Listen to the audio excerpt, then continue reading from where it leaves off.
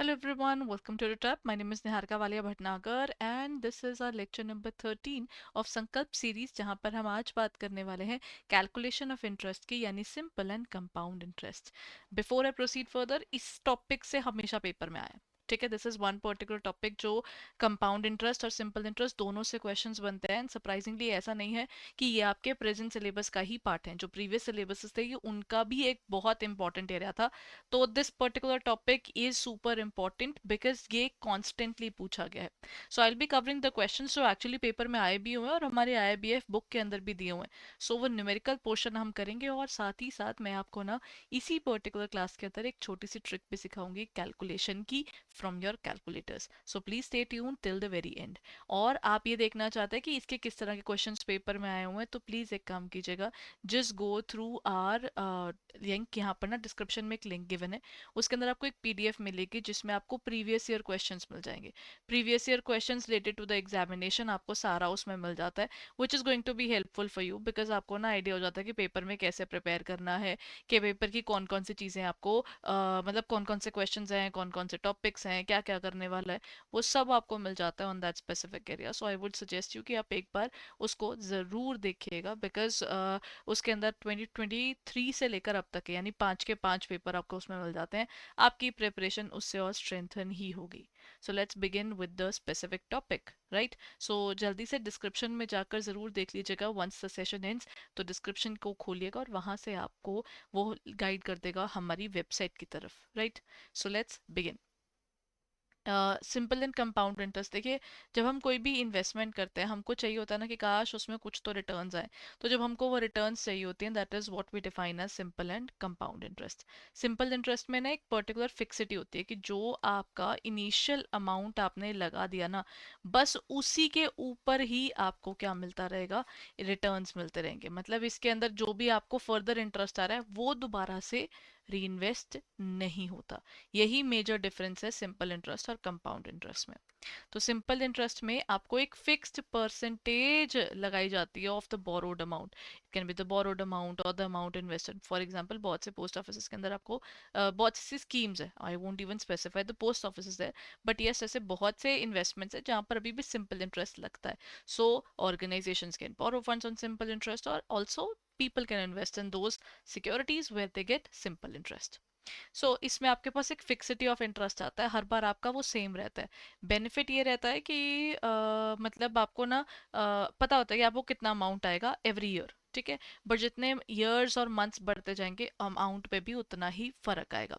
Simple interest एक ऐसा topic है जो आपने कई बार अपनी बैंकिंग की प्रिपरेशन में भी ये टॉपिक आपने किया हुआ है. So if I talk about it, simple interest is basically P into R into T. अब रेट क्योंकि परसेंटेज में होता है इसीलिए अपॉन 100 कहा जाता है. So that's how you define the specific area. इससे सिर्फ इंटरेस्ट के अमाउंट निकलते हैं, प्रिंसिपल का बाद में क्या अमाउंट बन जाता है.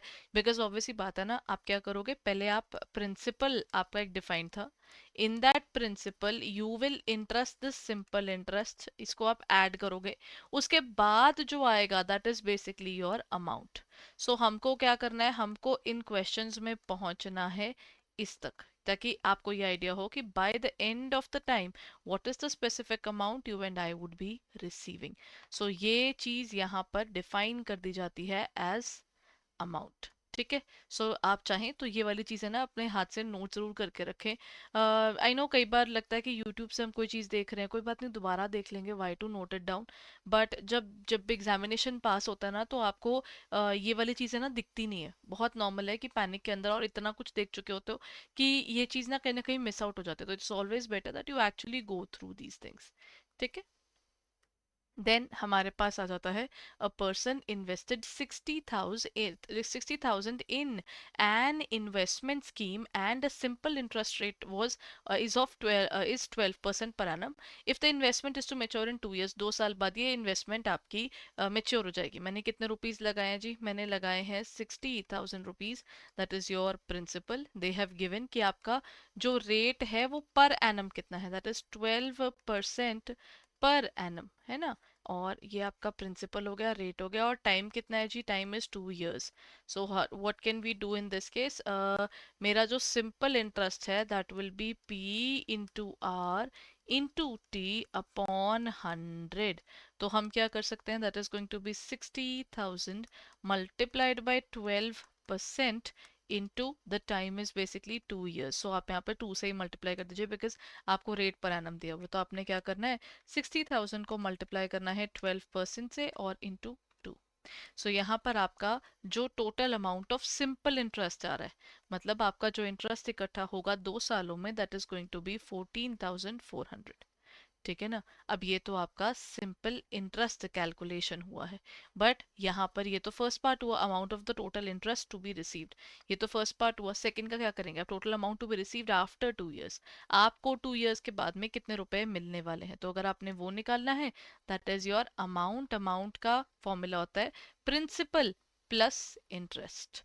अब आप वो निकालिए, कितना बना आपका प्रिंसिपल, कितना था 60,000, उसमें अगर मैं ये 14,400 ऐड कर दूं तो वो कितना बन जाएगा, 74,400 rupees is the ultimate amount जो हमको रिसीव होगी आफ्टर 2 years। पता है इसमें और कंपाउंड इंटरेस्ट में फर्क देखने को मिलेगा। इसमें जो इंटरेस्ट रेट आ रहा होगा वो आइडली आपको आएगा कम, क्योंकि क्या होता है, जो आपने आपको तो मेन पे ही मिलता है अमाउंट पे, लेकिन सोचिए कंपाउंड इंटरेस्ट में ये जो इंटरेस्ट आ रहा है ना पहले साल का, ये फिर से री इन्वेस्ट हो जाता है। जब अमाउंट फिर से री इन्वेस्ट हो जाती है तो आपको री इन्वेस्टेड अमाउंट के ऊपर रिटर्न आता है। इजंट इट बेटर, क्योंकि आपको री इन्वेस्टमेंट के ऊपर चीज मिल रही है। So that is how we look forward to it. अब ये जो कंपाउंड इंटरेस्ट है, कि हमारी एफडीज पर लगता है, इसका एक स्पेसिफिक और भी है। आई will be discussing a few things, मतलब इसी के बाद में। सो अगर आप नोट डाउन करना चाहते हैं तो I would always suggest please note it down, that is way better for you. अब जैसे यहाँ पर दिया हुआ है the interest rate, interest is payable. आपका ना इंटरेस्ट यहाँ पर पेबल डिफाइंड है। The interest payable is basically यहाँ पर ऑन अ पीरियोडिकल बेसिस। अच्छा, अब इसको समझते हैं कैसे चलता है। Look at this point.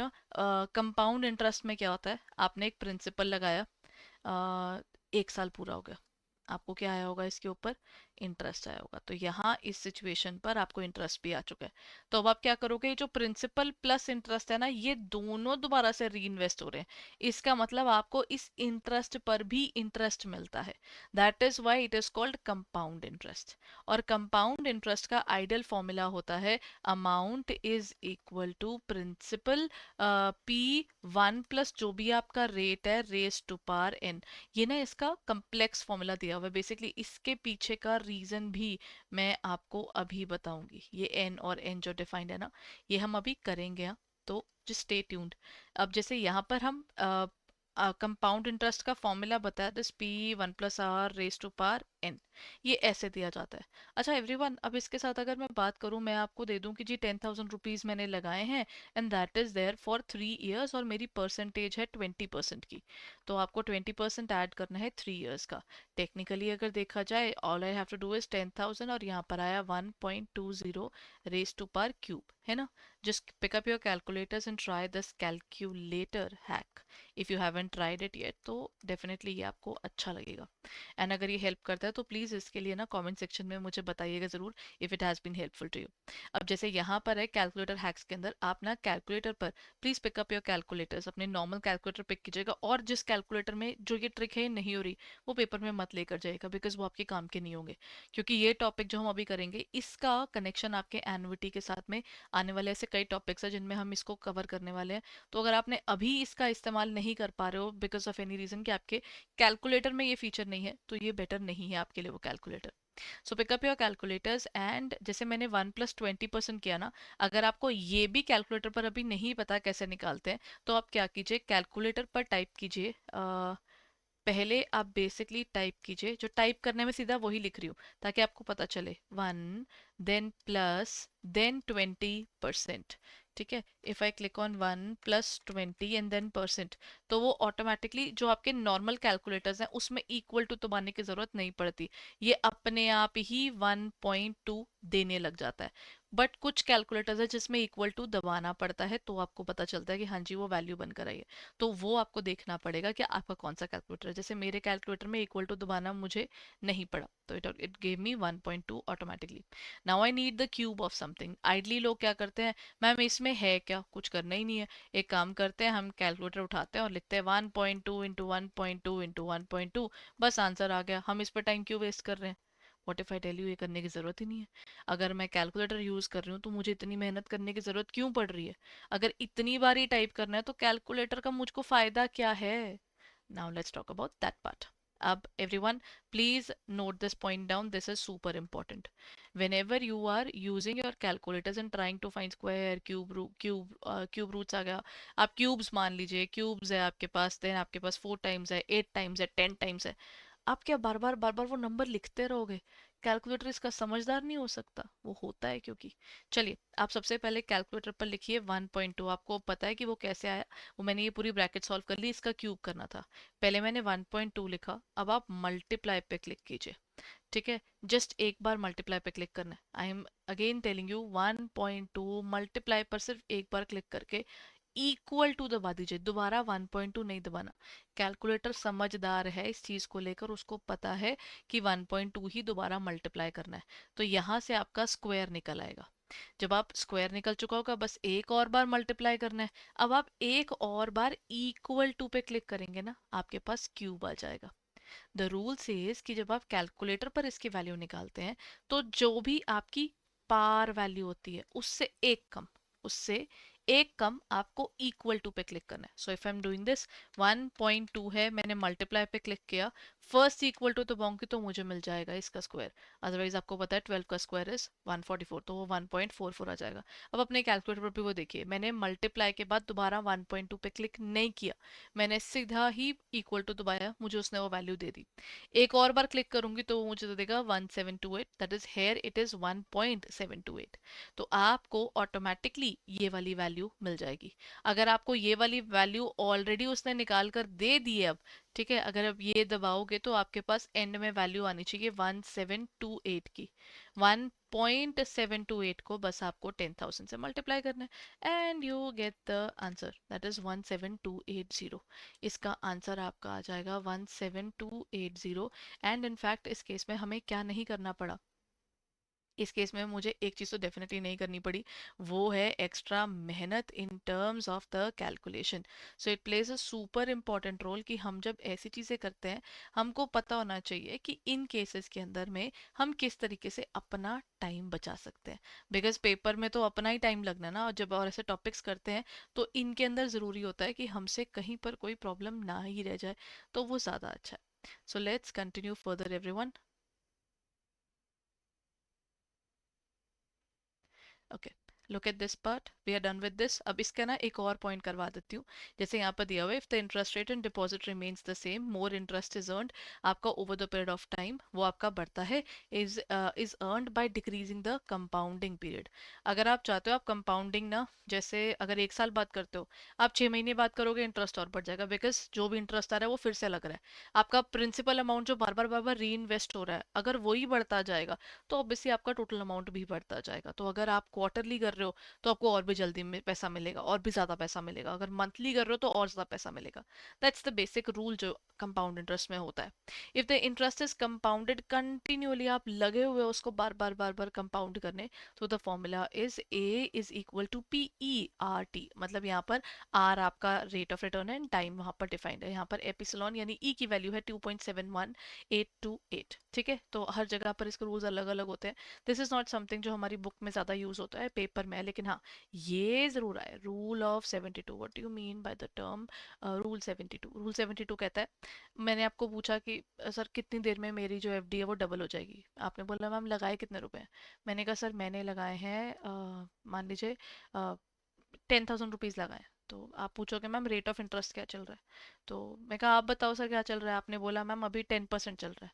तो 72 से, जब मैं क्या होता है बेसिकली 72 से आप रेट ऑफ इंटरेस्ट डिवाइड करोगे ना, आपको नंबर ऑफ ईयर्स मिल जाएंगे जिसमें आपका पैसा डबल हो रहा है।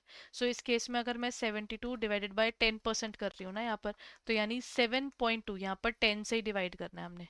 ठीक है, तो आएगा 7.2 ईयर्स में मेरा जो पैसा है वो कम्प्लीटली डबल हो जाएगा। ठीक है, ये रूल 72 है। ये कंपाउंडिंग में लगता है, ये सिंपल इंटरेस्ट में नहीं लगता। It plays an important role. Again जल्दी जल्दी एक क्विक सॉल्विंग मेथड है।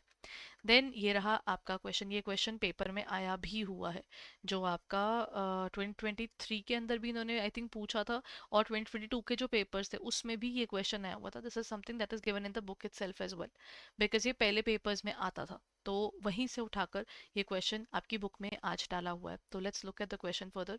The population of an industrial town is increasing by 5% every year. जितनी परसेंट उसमें ऐड होगा फिर आगे उनमें भी तो और कंपाउंडिंग होती है ना, तो इस हिसाब से यहाँ पर सिंपल इंटरेस्ट नहीं कंपाउंड इंटरेस्ट लगता है। If the present population is 1 million, estimate कीजिए 5 ईयर्स हेंस, यानी 5 साल बाद आपकी वैल्यू कितनी हो जाएगी। 1 मिलियन यानी आपके पास 6 zeros आ गए, 1 2 3 4 5 and 6। So this gives me an amount of 10 lakh आपकी पॉपुलेशन होगी। अब आपको कहा जा रहा है कि इसकी परसेंटेज इंक्रीज कितनी है, 1 + 5%, और कितना आया 5 years आगे जाना है। So everybody try that specific hack first. Hack क्या है, हैक है 1 + 5% किया तो वो आपका आएगा 1.05। आप कैलकुलेटर उठाइए, 1.05 लिखिए, मल्टीप्लाई पे क्लिक कीजिए, और क्योंकि यहाँ पर पार 5 है, इससे एक कम आपको इक्वल टू पे क्लिक करना है। That is first, second, third and fourth. ये 4 बार आप इक्वल टू पे क्लिक करेंगे, आपकी वैल्यू क्या आ रही है, that is 1.05 multiply first, second, third, fourth. मेरे पास आ रहा है 1.276, तो मेरे पास यहाँ पर आया 10 लाख मल्टीप्लाइड बाय 1.276। अभी वो आगे नंबर जा रहा है, but I am just ending it here 1.276। और आगे अगर पेपर में होगा तो ऑब्वियसली बात है, वो आपको अगर पूरा दे रहा होगा तो आप उसके हिसाब से 62815 ऐसे करके पूरा आप कर सकते हो, and this will give you the answer there. ठीक है, सो इसका आंसर आ जाएगा 1276280। अगर आप ये बुक के अकॉर्डिंग कर रहे हो तो बुक के अकॉर्डिंग ये वाला आंसर दिया हुआ है, उन्होंने बस यहीं तक उसको करके छोड़ दिया है, इसके बाद ये नंबर काफी लंबा है। अब ये तो बेसिक कंपाउंडिंग हुआ है ना, कंपाउंडिंग में तो कोई प्रॉब्लम नहीं आएगी ना, कंपाउंडिंग तो बड़ी क्लियरली डन होगी। बट अगर मैं बोलूँ कि कंपाउंडिंग के बाद अब प्रॉब्लम कुछ और है, फिर आप पूछोगे मैम अब क्या करना है। इस क्वेश्चन में पूछ लिया, आगे तो आप चले गए, आगे जाना तो बहुत आसान है, आपको पता ही है कि हमें वैल्यूएशन में कैसे करनी है। But what if I ask you कि अब हम आगे नहीं जाएंगे, अब हम जाएंगे पीछे, यानी आप मुझे बताओ इसकी वैल्यू क्या है। Also estimate the population 3 years अगो, आप 3 साल पीछे जाओ। अब आप 3 साल पीछे कैसे जाओगे जी। Now let's go back, see compounding में if you see we are going in future, we multiply. So what we do here is, अगर आपको जो भी फ्यूचर वैल्यू है आपको वो दी हुई है, यहाँ पर अगर हम 1 मिलियन पर आज हैं, और ये कैसे निकला है, जो भी अपना प्रिंसिपल होगा उसमें 1 + 5% करने के बाद ये 3 years लगातार कंपाउंडिंग करी है तो जाकर हम यहाँ पहुंचे। तो हम क्या करेंगे, यहाँ पर आया 1 + 5% रेस टू पावर 3, क्योंकि 3 साल पहले जो भी था उसको ऐड कर करके आज वो 1 मिलियन पर पहुंचे। तो अब आप क्या करोगे, अब आप इसको बेस रखोगे तो ये वहां ले जाकर डिवाइड कर दोगे। So that would be basically 10 lakhs divided by 1.05 का क्यूब। एवरीबॉडी अब आपको क्यूब निकालना है। अब क्यूब निकालने का हैक क्या था, क्यूब निकालने का हैक था 1.05 मल्टीप्लाई एक बार क्लिक करना है और इक्वल टू पर 2 बार। This will give you the cube 1.05 multiply equal to, that is your first time. ठीक है, और सेकेंड टाइम आप करोगे तो वो आपकी वैल्यू आ जाएगी 1.157625। ये इतना लंबा जा रहा है, बस आपको उसको 10 लाख से डिवाइड कर देना है फिर। ठीक है, सो वो आपके पास आ जाएगा लेट्स से कि लाइक 1.1576। ठीक है, दैट इज 10 लाख को मैं डिवाइड कर देती हूँ, डिवाइड बाय 1.1576। मेरे पास वैल्यू आ रही है 8638, ये आ रही है 8638, देन 56.2 0.25। बस इस तरीके से आपकी वैल्यू निकल कर आ गई। यानी 3 साल पहले हमारी पॉपुलेशन थी अराउंड 8 lakhs, और आने वाले 5 साल में it will grow up to 5 lakh। इसको निकालने के लिए कोई ज़्यादा मेहनत नहीं करनी पड़ेगी। All you really need to do is just make sure कि आप ना इस चीज़ के अंदर क्या गड़बड़ नहीं कर रहे हैं। इस चीज़ के अंदर आपका ध्यान सिर्फ एक तरफ रहना चाहिए कि आप जो कोर्स में, मतलब आप जो भी इसमें पढ़ रहे हो, उसके अंदर ना आपका कैलकुलेटर का हैक आपका क्लियर होना चाहिए। ये नहीं है कि आप उसमें टाइम बहुत ज़्यादा लगा रहे हो। You can actually reduce your time by just playing smart there. ठीक है, डन एवरीवन। आई होप ये पर्टिकुलर टॉपिक आपको समझ में आया है। और अब एक काम करते हैं, सिंस ये आपको टॉपिक आई होप ये समझ में आ गया, और अगर आप इसका हैक ट्राई कर रहे हैं तो प्लीज़ मेरे को इस बारे में ना बताइएगा ज़रूर। We'll be definitely talking about it. ठीक है, चलिए अब एक काम करते हैं, इसके अगले क्वेश्चन पे चलते हैं। इसका आंसर 863 आ रहा है। मतलब वही डिवीजन में फ़र्क आ जाएगा ना, जो भी हम लोग, अगर मैं जितने ज़्यादा डिजिट्स नीचे लूंगी उतना ज़्यादा फ़र्क आएगा। अच्छा, this is another question from the book itself. जैसे Avichal publishers buy a machine for ₹20,000, the rate of depreciation is 10%, find the depreciated value of the machine after 3 years। आप 3 years के बाद की उसकी वैल्यू निकाल कर बताएं। एवरीबडी, आपको कहा गया है कि आप इस केस में 3 years बाद की वैल्यू निकाल कर बताएं।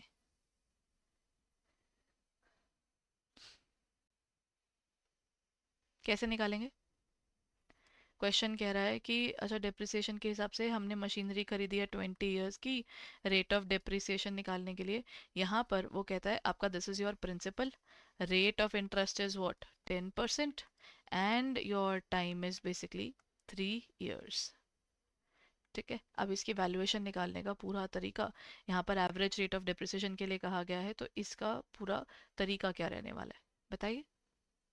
देखिए, इस क्वेश्चन के अंदर ना what you need to do is, यहाँ पर भी हम मानेंगे कि एक तरह से कंपाउंडिंग हुई है, बट बात यह है कि क्योंकि बेसिकली क्या होता है डिप्रिसिएशन के केस में, क्या होता है हम आगे नहीं जाते, उल्टा अपनी वैल्यू बढ़ती थोड़ी है, उसमें तो वैल्यू कम होती जाती है ना। तो उसके हिसाब से जब आप वैल्यूएशन निकालोगे तो इसके अंदर ये चीज़ हो जाएगी।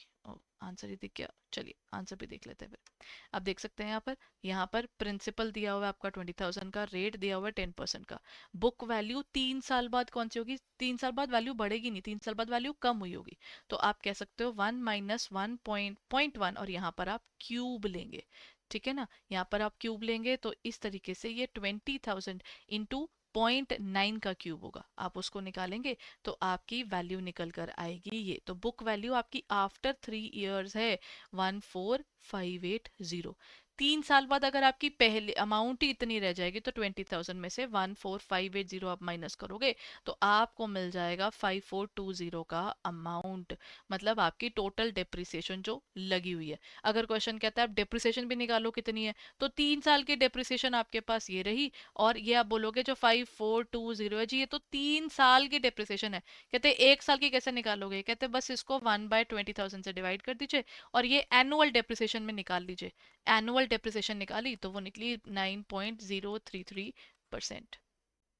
देखिए, हमने डेप्रिसिएशन का टॉपिक कितना डिटेल में किया था, लेकिन येट इसकी functioning in terms of compound and simple interest is definitely different from that of the portion that we did on that day. मतलब हमने जो कंपाउंड इंटरेस्ट में किया है वो थोड़ा सा डिफरेंट है, और यस वो पेपर में पता चल जाएगा आपको कि क्वेश्चन इसका है कि उसका है, क्योंकि वो मेथड जब स्पेसिफाई करते हैं तो ये compound interest and simple interest के बेसिस पर चलता है। ठीक है, अब ये रहा। ठीक है, सो ये था हमारा question. Now comes the next part. कुछ एक चीज़ें हैं जैसे फिक्स्ड और फ्लोटिंग रेट। अच्छा, इससे पहले कि मैं इस तक जाऊँ ना, एक और इम्पॉर्टेंट चीज़ करवा दूँ। यहाँ पर हमने किया था ना इसकी सारी बेसिक्स को, तो अब मैं ना अगर इसके रिगार्डिंग एक और चीज़ बताऊँ तो जैसे अगर कंपाउंडिंग है, if I am doing the compounding and I decided to do the compounding after 6 months। अगर मैं किसी भी चीज़ की कंपाउंडिंग 6 months बाद करने की बात करती हूँ तो उसमें फ़र्क क्या होता है? अब वहाँ पर प्रिंसिपल वहीं का वहीं है, लेकिन आपका जो रेट ऑफ इंटरेस्ट है, क्योंकि 6 months बाद यानी दो बार होगी पूरे साल में, तो 2 बार अगर वो उसका रेट आपका कट हो जाएगा, लेकिन आपका कंपाउंडिंग का टाइम भी तो बढ़ गया। अगर पहले 2 साल का निकालना था तो आप जो भी आपकी रेट यहाँ पर आपका टाइम आएगा, उस टाइम से भी आप 2 को मल्टीप्लाई करो, क्योंकि अगर आपका रेट कट है तो वो 2 बार कंपाउंड एक्स्ट्रा भी हो रहा है।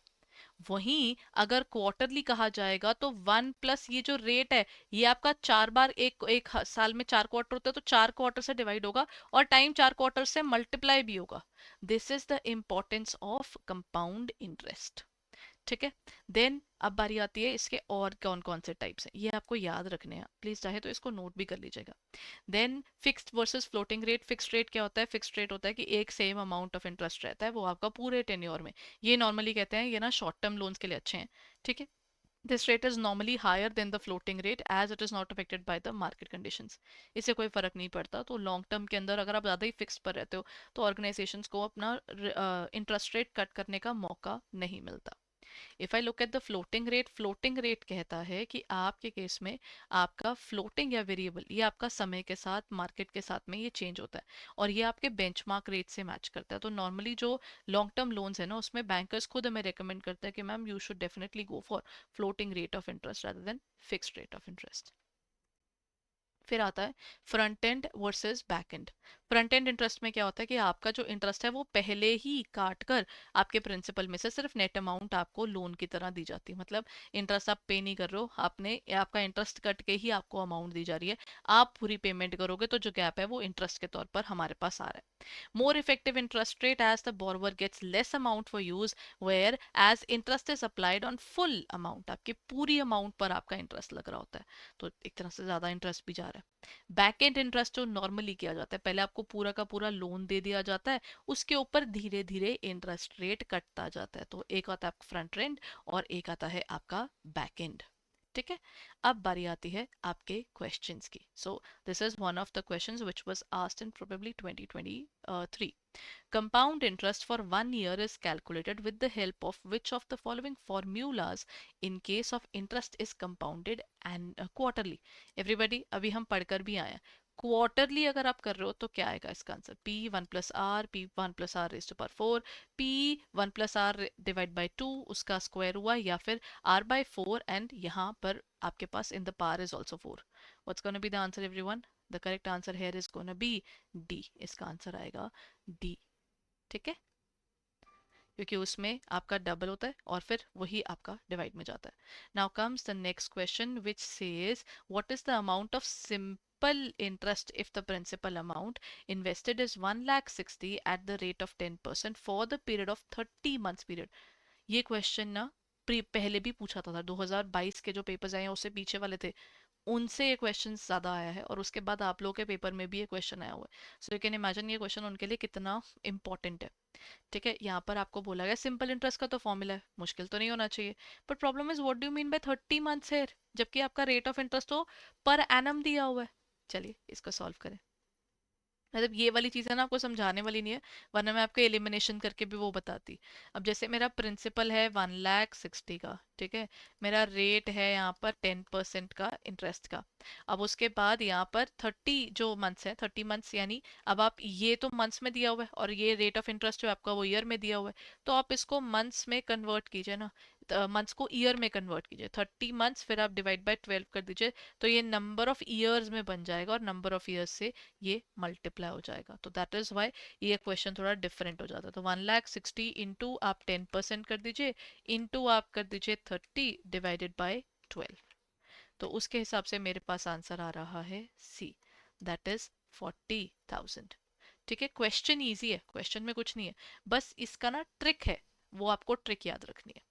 So this is it for the day everyone. I hope ये particular session आपके लिए helpful रहा है, and if it was then please go ahead and इसको लाइक ज़रूर कीजिएगा। और अगर आपको प्रिपेयर करते हुए आप एक बार हमारी कोर्सेज को देखना चाहते हैं कि अगर आप पढ़ना चाहते हैं हमसे तो कैसे पढ़ना है, क्या करना है, so all you need to do is आपको जाना है हमारी वेबसाइट पर, ठीक है, edutap.in पर। वहाँ पर आप जाएंगे तो यहाँ पर कोर्सेज में आपको JIB कोर्सेज पर जाना है and scroll down a bit, यहाँ पर आपको मिल जाएंगे हमारे कोर्सेज। इन द यहाँ पर आपको कॉम्बो में आपको मिल जाएगा हमारा कंप्लीट मास्टर कोर्स, जिसमें आपको सारी रिकॉर्डेड क्लासेस मिलेंगी, लाइव क्लासेस हैं, कंसेप्ट क्लासेस हैं, एमसीक्यूज है, मॉक टेस्ट है, सब कुछ आपको मिलेगा. Code is JIB75. And if I look at the next part, अगर आप सिंगल की तरफ जाते हैं तो हमारे पास लाइव क्रैश कोर्स है. लाइव क्रैश कोर्स के अंदर 120 आवर्स में we are covering the entire topics. And जबकि मास्टर कोर्स के अंदर आपको सब कुछ रिकॉर्डेड मिलेगा, but just by the and आपको कोर्स में क्या मिलेगा वो आपको मिल जाएगा. जो बाय द एंड मिलेगा वो आपको मिल जाएगा इन टर्म्स ऑफ द एग्जामिनेशन, वो आपको मिलेगा लाइव, मतलब सिर्फ एग्जाम से पहले वाला वो आपको लाइव मिलेगा. उससे पीछे वाला जो है वो सारा आपको रिकॉर्डेड मिल जाएगा छोटी छोटी वीडियोस के थ्रू. तो मुझे लगता है वो बेनिफिशियल होता है जो अपनी पेस पर पढ़ना पसंद करते हैं, जिनको जल्दी में करना है और मेन मेन टॉपिक्स करने हैं, और उनको ये है कि हम खुद से जब बैठ रहे हैं तो हमको ना मोटिवेशन नहीं आ रही, तो वो डेफिनेटली लाइव क्रैश कोर्स पे जाएं. सो अगेन ये डिपेंड करता है कि आप अपनी एग्जामिनेशन को लेकर किस तरीके से, किस अप्रोच से पढ़ रहे हैं. So if you are planning to purchase any of these courses, आप अपने कोड्स लगाना मत भूलेगा. Get those specific offs as early as possible and prepare well everyone. All the very best for your examination. Thank you.